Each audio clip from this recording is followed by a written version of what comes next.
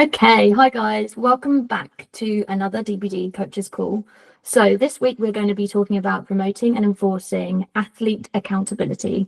So accountability means doing what you say you're going to do and executing the task to the best of your ability, taking ownership of your goals. All of this obviously starts at the beginning. So how can we expect an athlete to be accountable to a task or a goal if they have no idea what they want to achieve, or how to even get there? So I'd like to firstly speak on the inquiry and onboarding processes, those very first discussions that we have with athletes when they are joining our team. So we have the opportunity to discuss what they want out of the coaching process, brainstorm their long and short-term goals, and we should be able to explain how we're going to get them there. So lots of athletes get coaches as a guide, but also to hold them accountable. The best way I feel we can do this in the initial part of the process is through setting clear expectations of the actual process, but also to build a level of trust, that kind of relationship where they want to be accountable to you. You are their coach and they want to do you proud. So what type of things do you guys do in the first stage of the process to enforce athlete accountability, either through setting expectations, goal setting, building trust, or you might do something completely different? Brandon, are you good to start with that? Yeah, something I'm quite big on this. Something that I really like to look into is having that onboarding process be relatively rigorous so that people understand the system that is in place and readily subscribe to it quite quickly. Should they have any questions or within the first week, if there's things that they're not fulfilling, usually I'll kind of give them a gentle reminder as to what that is, right? So, for example, if that is going in and filling in your check-in, if that is like I have videos that I will have my athletes watch as part of the onboarding experience, which goes over the whole system. I record those on Loom so I can see who has viewed that video and who hasn't, so I can check up on that as far as accountability is concerned. But I will always make sure that people have seen that and that they have a good understanding of what everything is. If they typically, like, you'll see signs if someone has went over it up, they will be asking you further questions about it. A sneaky thing to do as well is to put something in at the end of the video of telling them to send you a DM with like a whale emoji or something so that they know that, like, you know that they've watched it, right? Something otherwise totally random. So that's something that I really like leveraging as far as that is concerned, because then you can immediately like reward that in a way of being like, thank you so much for actually taking the time going through to understand the system. This will just make things so much easier in the long run, and it'll mean that we are getting to your goals as fast as we possibly can. When you have, or you might have not, but if you had any situations where you can tell they haven't watched the video, what's the conversation like? How do you pull them up on that? Because obviously it's great, like being able to reward them, but I guess that's setting the expectation very early on. If you know they haven't watched that video, how have you done that? I think that, to very briefly speak to a general principle, I think a lot of people are very afraid of having hard conversations. And unfortunately, progress is not only made through having easy conversations. Like, there will sometimes be conversations that you'll have to have that are otherwise a little bit more difficult or a little bit more abrasive, but are not necessarily inflammatory, right? And so what I mean by that is you can have a conversation with someone and be like, hey, just checking in on this, making sure that you've done it. If their answer is, you're essentially giving them an opportunity to be like, yeah, no, I've watched that, or no, I haven't, in telling the truth. If they do say that they've watched it and you know that they haven't watched it, you can explain to them that I know that you haven't watched it. Please go and do that. It is not a suggestion, it is a requirement. Right. And so that's one of the things of like being very, as a coach, there are times where you do have to be quite like thran or staunch with your language. And one of the things that is best practice typically is that when you present these things, present these as requirement, not option. Of like, it might be a nicety that other coaches would send you an onboarding video, and that might be something that they're okay with you viewing or not viewing, but this is critical to your success, and therefore it is critical that you watch it. And so I very much like to present it to them in that manner, so that then the opportunities where that has to happen are typically very slim, right? Yeah, come. I wanted to ask a question on that. when that situation happens, do you push the call back or do you jump on the call regardless, Brandon? What do you mean? Like if they haven't watched the Loom video, do you push the call back at all? Be like, no, we're not gonna have this call until you watch this video, or do you still get them up? Oh, okay. So this is actually, so that's a miscommunication on my part. I will have my call with people. I will have them like go and think about the decision. Should they decide that they want to come on board, I will have them come on board. At that point, they will be given the video. Once they are like formally onboarded, I'm like, this is a requirement. So for example, there is someone who's going to be onboarding like on Monday.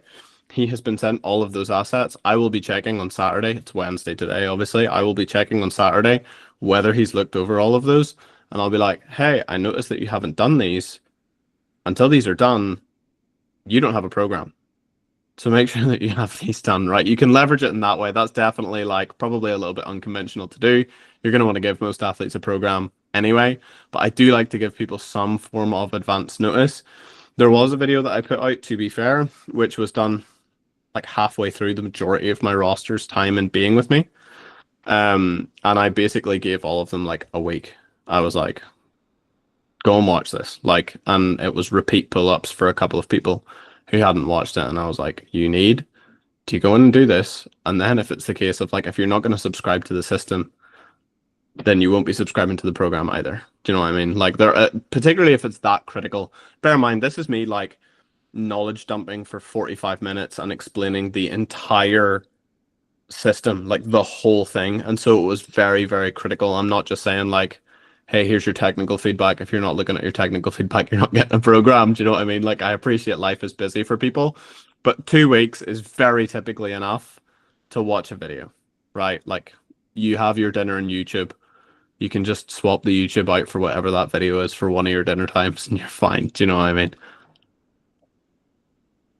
I guess it's a huge indicator of like how serious they are in buying into that process when yeah, we're asking them to do something actually very, very simple in something that they clearly wanted to do, like they've signed up. So it should be, yeah, a simple and probably a quite nice thing for them to get excited about this new journey that they're about to embark on.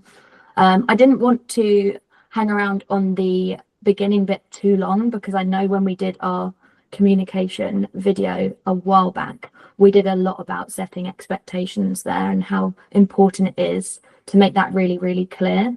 So I just want to move on now. So we're going to fast forward, and we've coached these athletes for a while now, but things might be starting to slip, which I think personally can go one of two ways here.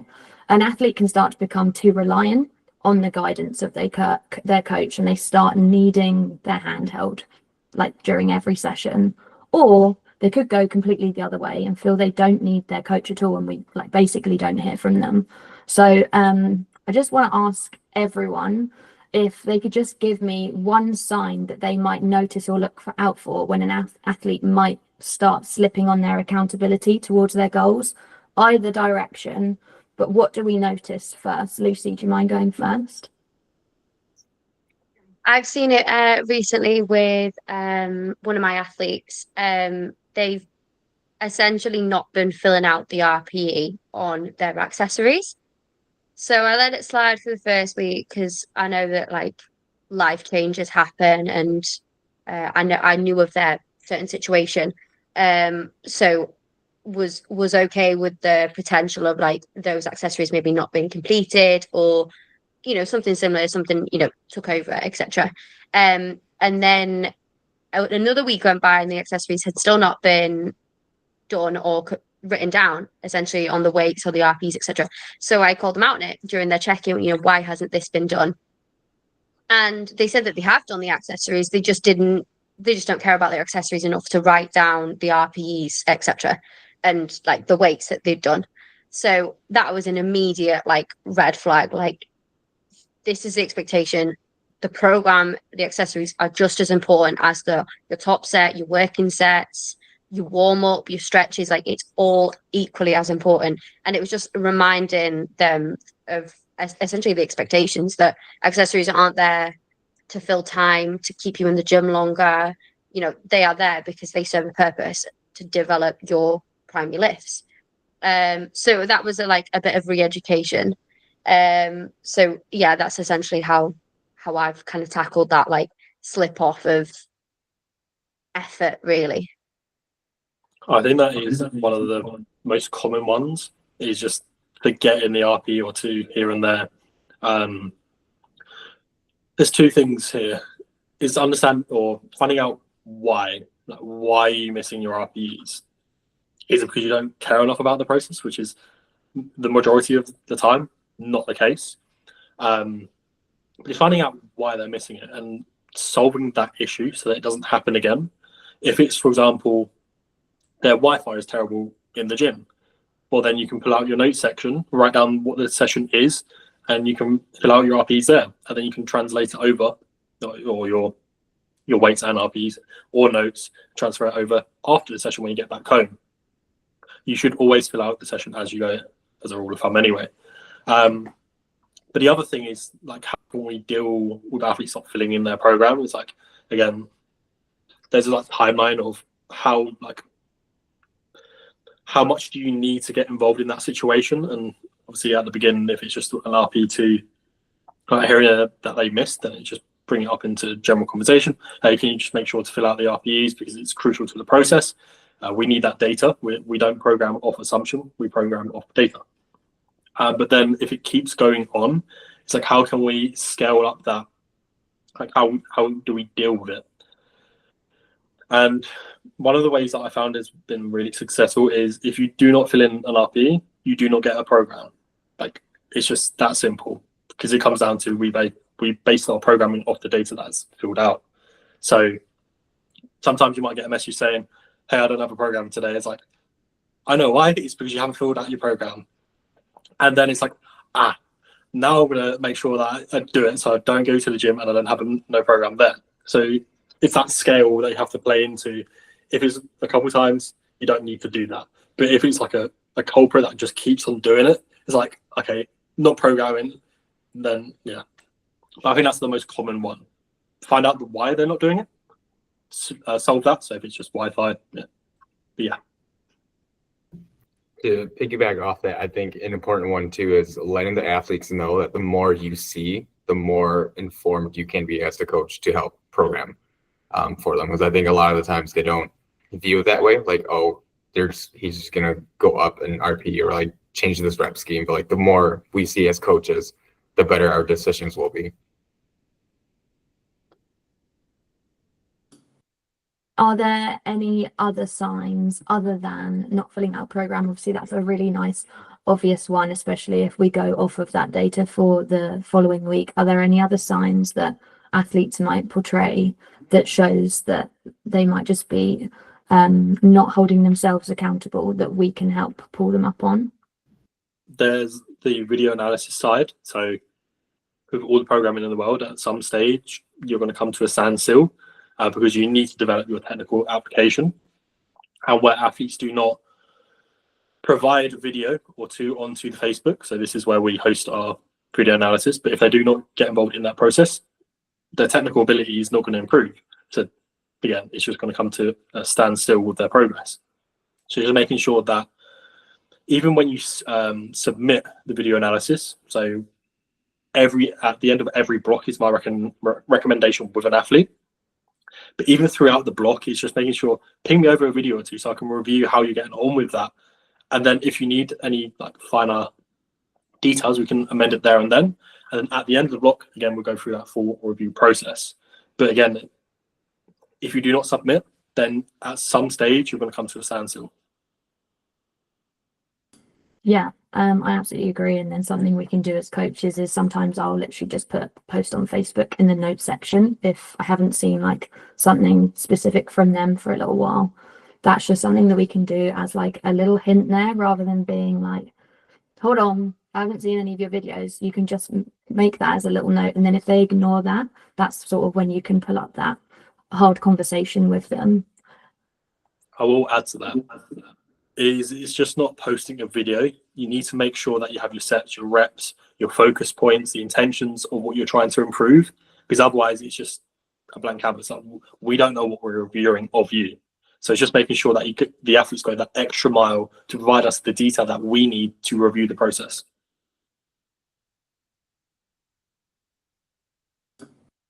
Yeah, That's, absolutely. to It's me, all I about think that's giving. quite. Sorry, Lucy. Sorry.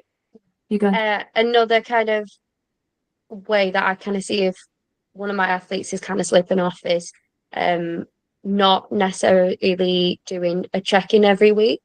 So the odd week you can forgive, especially if there's a cut-off time. But it's when it's consistently like you haven't heard from them for a while, they haven't messaged you, etc. And then another one is if they consistently message you with just a set for a review. So often I use WhatsApp to review individual sets, which often can lead to technical analysis. Obviously, it should really be on the Facebook group, but if someone's just sent like an RPE check, or they just want to make sure that they are doing the technique right, they don't want more analysis, they just want to make sure that they are doing it right. And then you then don't hear from them, and you know that they're not doing that that can be another sign that they're kind of maybe getting distracted, or they're in that like mundane period between comps where they're only training for training purposes, and you kind of get complacent and forgetful. So that's another kind of sign when they'll send you a video and they'll be like, oh, this is the weight and this is the RPE, but there's nothing else to it. I like to know what the target is, what they think it is. I always throw it back in their court. How did it feel? What RP do you think it is? If some people do blind RP checks in our RP check group, which is great, because you definitely don't get like biased opinions if you're telling people that you want it to be a 6, and some people are more likely to say 6.5 than 7, if that was the case. So blind RP checks are really good, but if an athlete is sending me just RP checks and nothing else, with no quality or content to the video that it is that they're sending, that's another kind of sign that they're not actually thinking about what their cues are, what their technical aspects are, what their main focus points are, etc. Yeah, it's important, I think, for us to remember that we are asking sometimes a lot of them, is that the right saying? Like we're asking for quite a lot sometimes if they've got like a lot of cues in their brains going on, and they're also still like maybe getting used to RPE. We've touched on quite a lot of where people might be sort of missing out, but also we need to keep an eye on those that are consistently asking for RPE checks, maybe a bit more than they should be.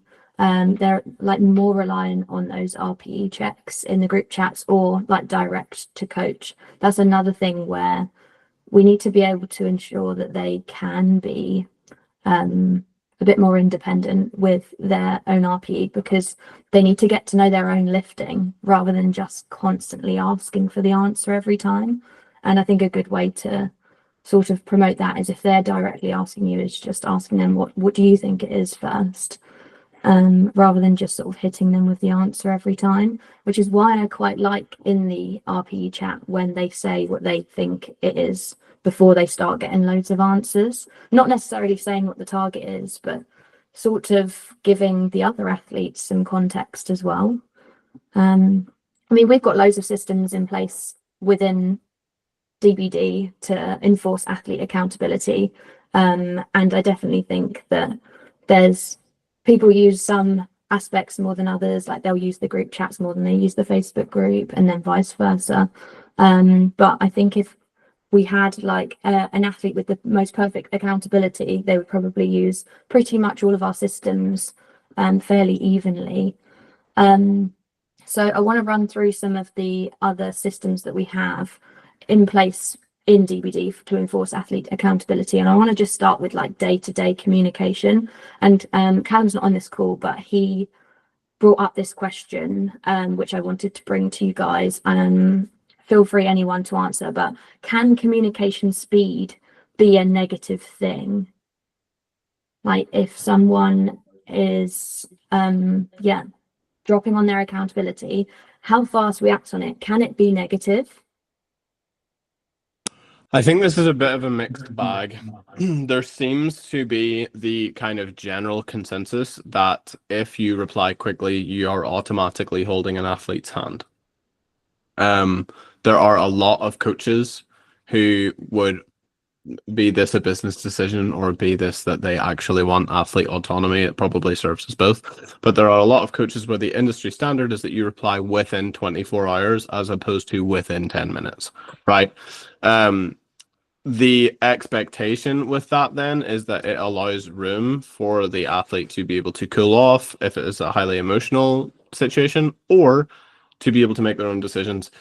The big thing about the speed, in my personal opinion, is that speed solely as its own marker and nothing else is neither beneficial nor harmful, right?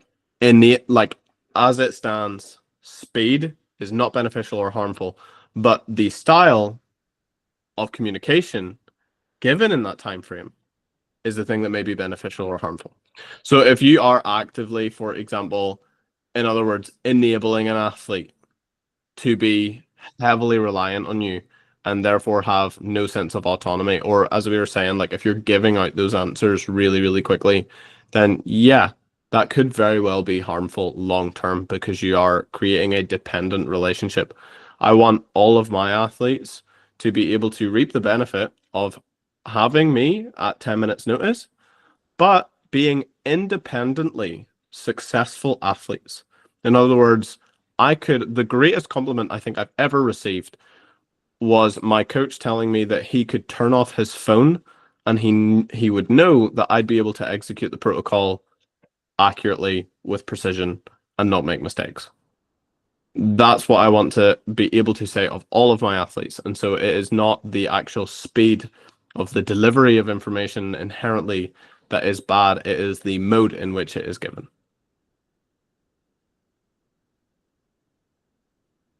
I wanted to add to that too I think it comes down to the coaches reading that text message and kind of deciphering if it needs a quick response.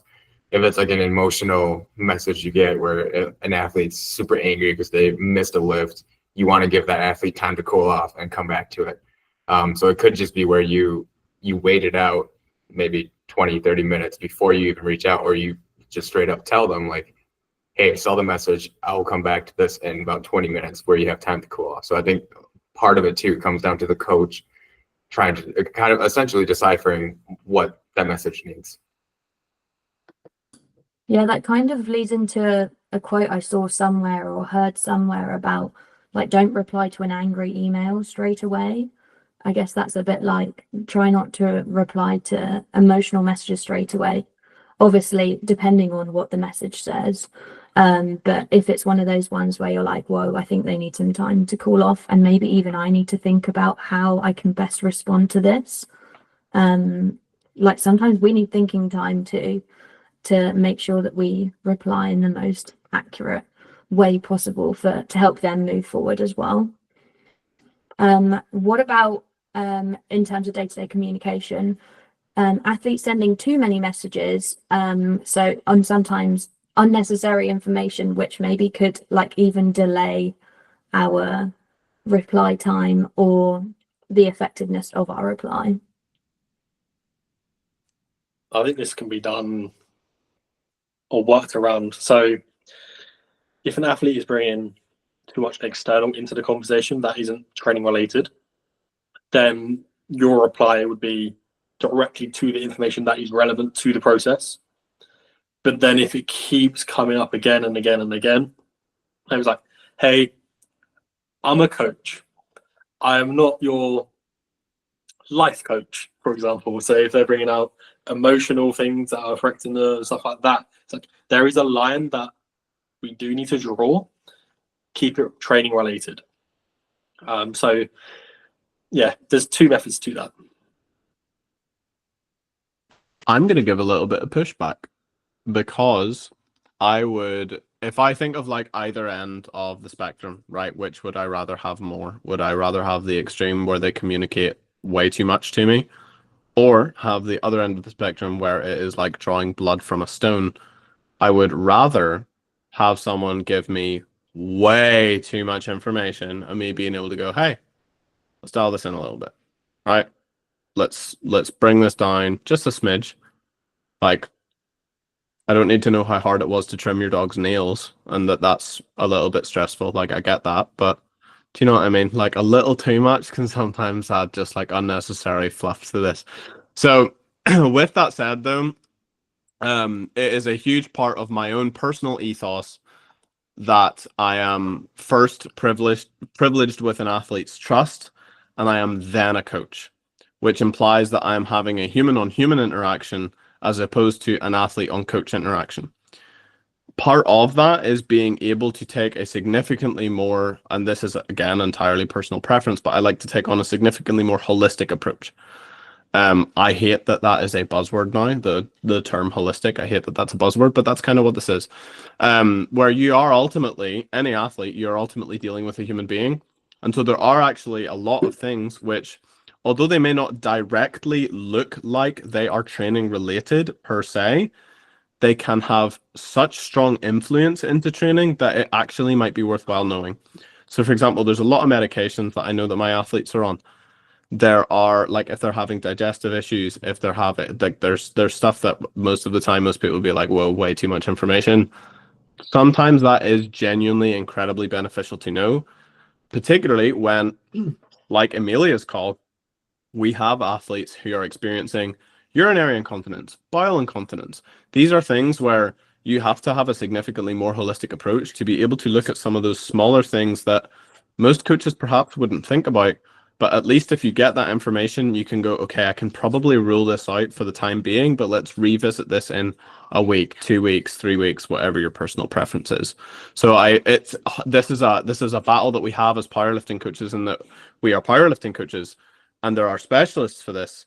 However, this is a very holistic thing that we're dealing with. Like, you are dealing with an athlete, not just a program, right? If you're a program and only coach out there listening to this, stick.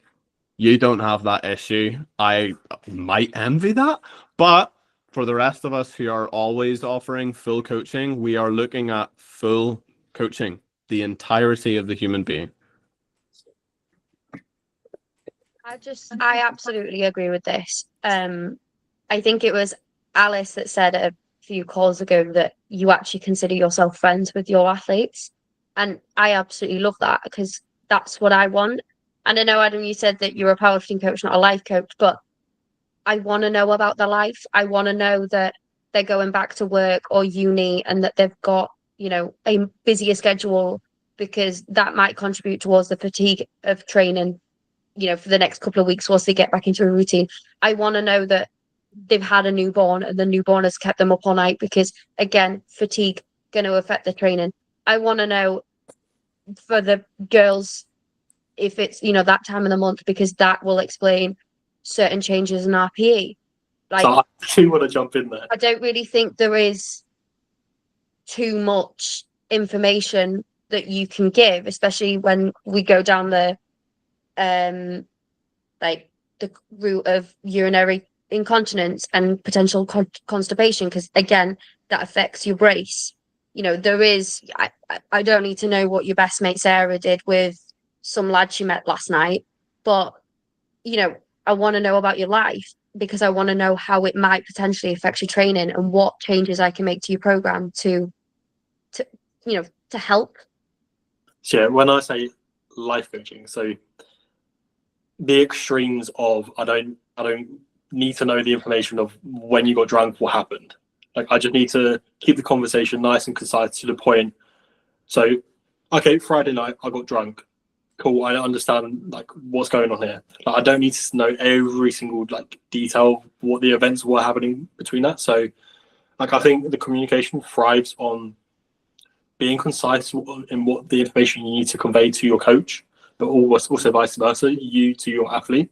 Because if you fluff it up with too much information, it can be difficult to pinpoint what's relevant. So that's the angle I'm coming from with that. But yeah. There's huge sections of what Adam comes from that I absolutely agree with, because there are a lot of us that, let's face it, we're not therapists, okay? Now, I don't know if any of us are trained in cognitive behavioral therapy. Like, I don't know if any of us have done that. So that's a huge part of things where, like, there are certainly, particularly in like highly emotional subjects, right, where there are a great deal of people within the sport that this has a very, very, very deep intrinsic meaning to them. And that typically can come from previous trauma that they have experienced, and they have assigned meaning and reason to their career as an athlete within powerlifting. It may be important to have, to some degree, a knowledge of what that is. That may be of importance to understand the actual gravity of what this means to that athlete. However, you are not unless you are a therapist, you're not a therapist, okay? I think that's a huge discrepancy of, like, when we say stay in your lane, to be a full and complete powerlifting coach does mean to look at the human being, but it does also mean that you are doing that athlete, and more importantly, that person, a disservice by trying to give someone following along the same example therapy as a powerlifting coach, right? What is really good and valuable is each athlete has we have different approaches. Like, every athlete, you don't communicate the same way as you would someone else. So as like the relationship builds over time, you can shape what that communication looks like, and it will be different. So obviously you stick to your basic principles of what that is, but you do need to be adaptable.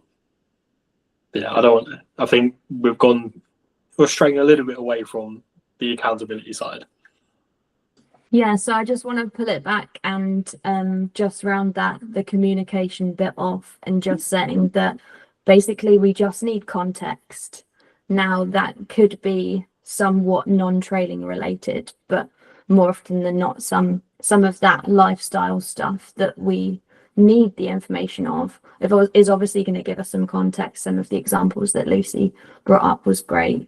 Some things that we might not necessarily deem as powerlifting stuff, but they can obviously massively affect our training. So giving context, you can send loads and loads of messages, and yeah, hopefully all of it would be somewhat beneficial for us to know.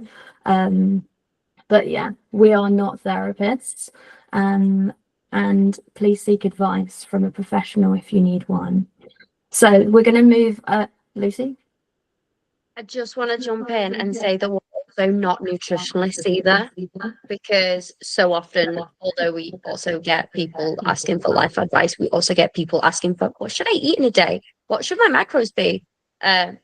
Guidance, this is what I do level only, because none of us are trained nutritionists. Thank you, Lucy. So back to other forms and pardon? I was going to say that just brings it down to being the coach being accountable themselves, saying your expectations to the athlete. So other systems we have in place within DBD to help us hold our athletes accountable is obviously check-ins, which is a huge role in enforcing accountability, and action in itself that the athlete essentially instigates themselves by filling in the check-in form. So by them filling it in, they are holding themselves accountable. I used to send the check-in form link to my athletes every week. I feel like I was doing too much. So now obviously it's accessible through their program via the link, and that's them being that bit more independent. They have to remember to do it rather than getting a reminder from me every week, which I really liked how I developed as a coach in that sense, in developing my athletes to do that themselves. I wanted to ask what type of question you guys have, like just one question each, perhaps, what you have in your check-in form that makes the athlete reflect on the actions they've taken that week or might take in the following week to help them reach their goals. One of my questions is, have you posted for video analysis?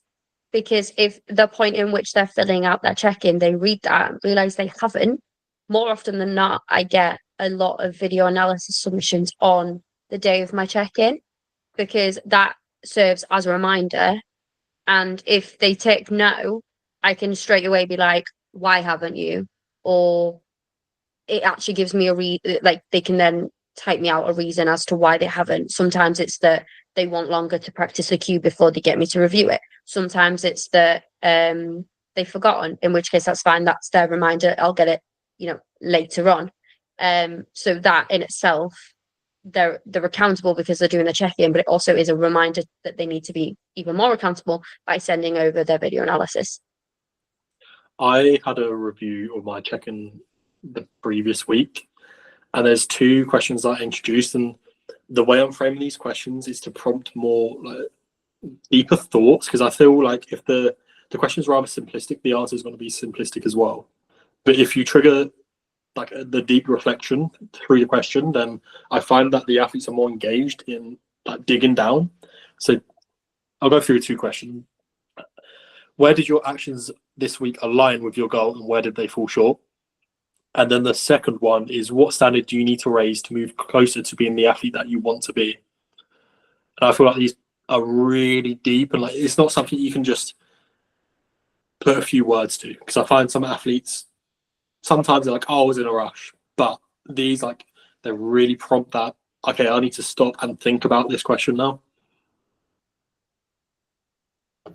Adam, with a question like that, do you typically get the same answer week to week from the same athlete? So this is a question I introduced last week, but what I can say is this time round with this check-in, my answers were a lot more flushed out, like immediately. Whether that hold up or not, I don't know. But it might be a case that repeat your questions over a period of time, like they might fall off. But what I can say is my questions before were very simplistic, but this time they were deeper, and the engagement I got off the bat of that was a lot deeper, and I thoroughly enjoyed my check-ins. I could spend a lot more time reviewing what has been put.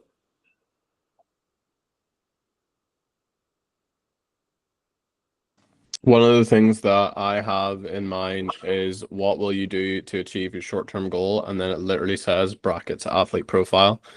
If they have something, regardless what they have, I will pull up their athlete profile and look at those short-term goals. And if they don't have anything filled in, I will let them know that they don't have anything filled in, and they will be reminded of that. I'm like, I don't know what short-term goal you're working towards because I don't see one. So that's a really, really big thing as far as that's concerned.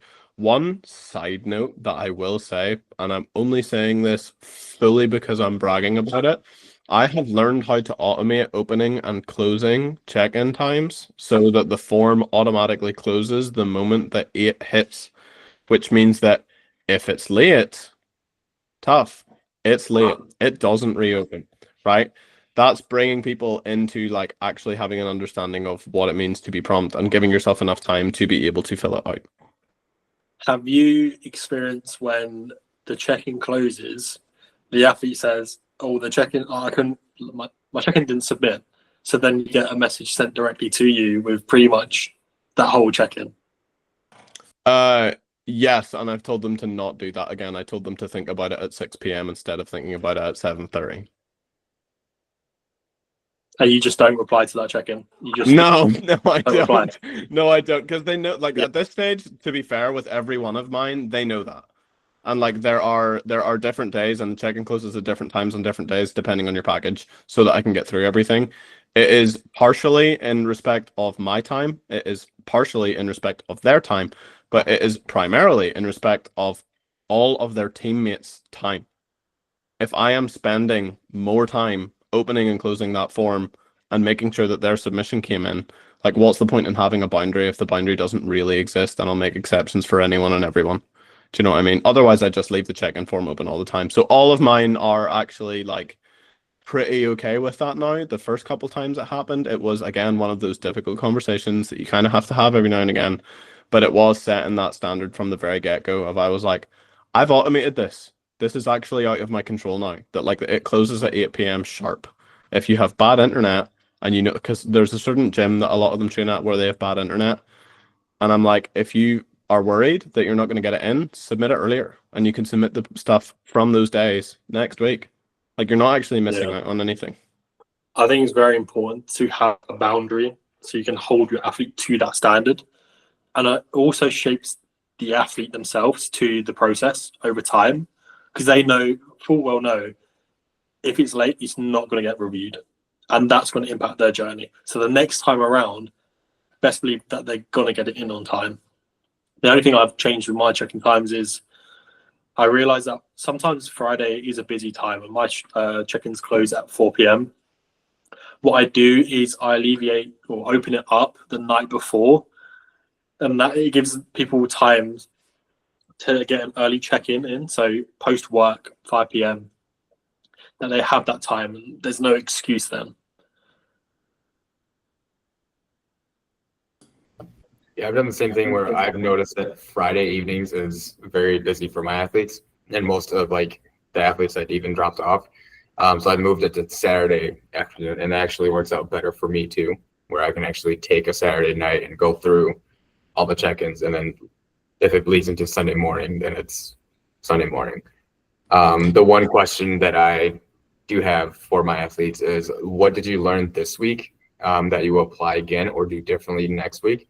And then in parentheses, none, not applicable, or no is not an acceptable answer. Because I ran into like nothing. I was like, that's not going to cut it. So if one, that forces them to actually reflect on the week of how it went, anything that went wrong, anything that went good. And then just ties back to kind of the whole process again of why we're doing it. I really like that. I probably should put something like that at the end of some of my questions, because sometimes you can tell when they rush a check-in, right? When their answers are way shorter, and in like, do you have any questions? And I'm like, well, I know you're going to have a question, but you're just trying to get this in before cut off. I actually open my check-ins up like days before check-in day, just so if they want to fill it in 2 days early, they can fill it in 2 days early. I've got some people who train really, really early and some people who sort of start their week midweek. So I actually have my check-in form open up for ages. But Brandon, you must tell us how to automate a check-in form close, because that's really cool. I'm always like at 4 o'clock close manually, but that would be quite good to have. Now I am actually, from what Brandon said, I want to jump across a topic I did have, just to speak about holding others accountable.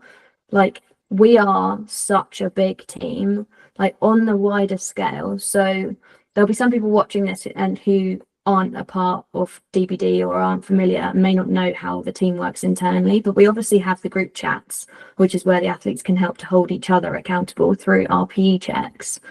Like, pros and cons of those, or the group chat and the teammates and things like that. I'd love to have a chat about how that dynamic is obviously a bit different to me and an athlete holding each other accountable. How are like different athletes just holding each other accountable in the group chat? Okay, I've had an experience with this week that I want to talk about, because I think it was so cool. I live in the UK right now. I coach athletes as far west as Utah in the USA and as far east as Australia. I have found athletes in Australia and in the US talking to one another on literally 2 different calendar days about their training. That, to me, is crazy. Like, that's so cool. I think one of the awesome things about the DBD training support chat is that if you submit a 3-count bench and it's a 2-count bench, you'll know about it. I love that. Or if you submit a 3-1-0 tempo squat and it's short on any of those, you'll know about it.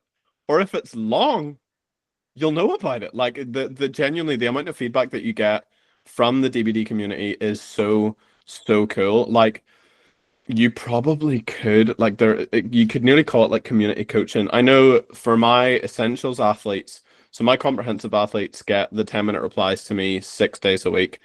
My essentials athletes get that 1 day a week, but that rotates week to week so that they can get support on different training days as the weeks go on, right? For my essentials athletes who do not have me those other 5 days of the week, they will leverage the training support chat significantly more than the comprehensive athletes, obviously, naturally. But the support that they have been able to see as a result of that has been so, so cool. Like that's where I've seen most of the stuff that I can speak to of like, if you're doing something and it's a little bit off the standard, and by the way, that standard is not like the coach's standard, it is just the dedicated by design standard.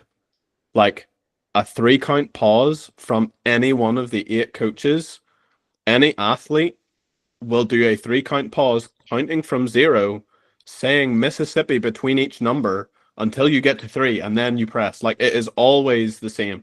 It is very, very standardized, and that is something that I absolutely adore, is that it does not matter about geographical location.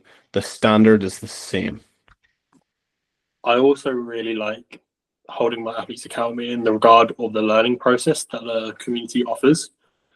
So if I have an athlete that's just onboarded with me and they're not really understanding the RPE scale, I'm like, jump yourself straight into the RPE channel and rate people's lifts, but also follow what other people are rating that lift as well. And essentially holding that athlete accountable in the learning process of it.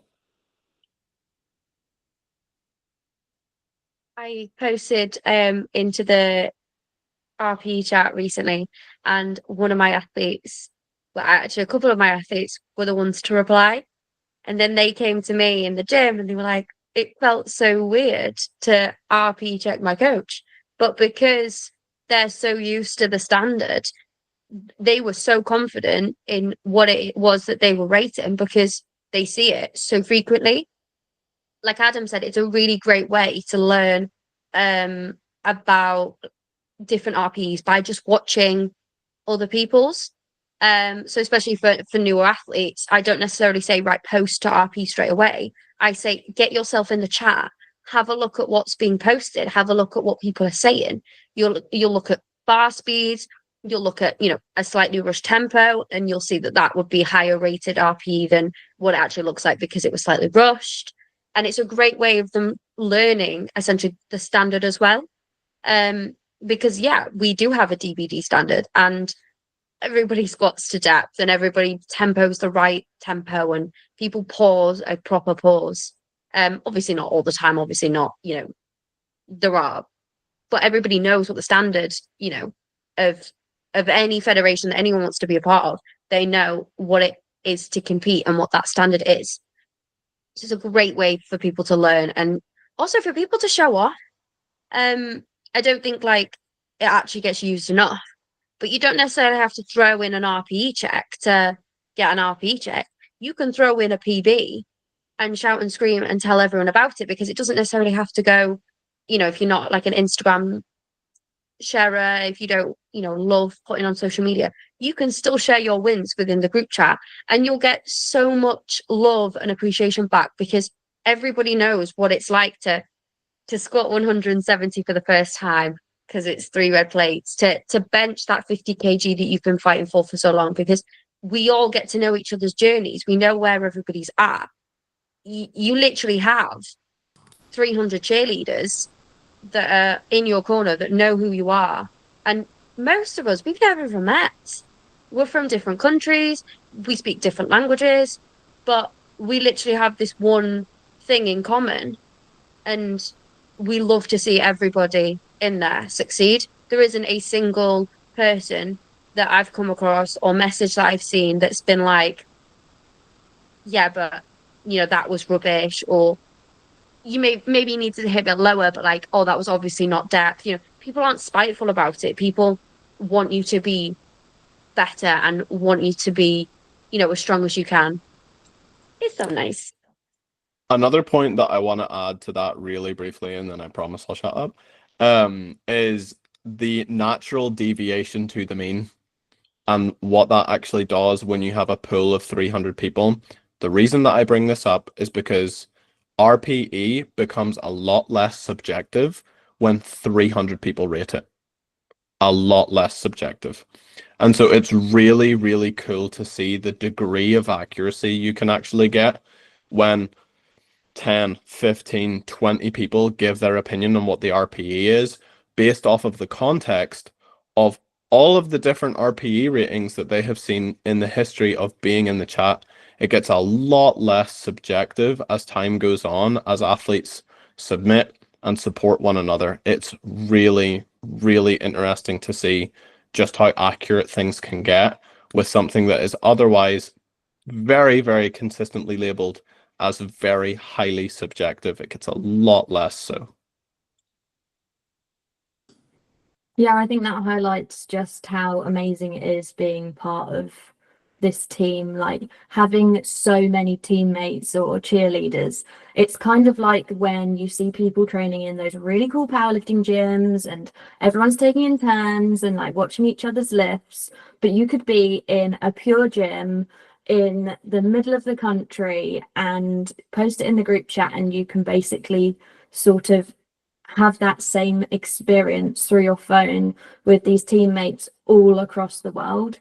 I think that that's probably one of the most underrated systems that we have for accountability for our athletes, that I think everyone should take advantage of more. I think I agree with you, Lucy, that the group chats aren't used enough because they are such useful tools and can bring so much joy to what could be like a really crappy feeling session.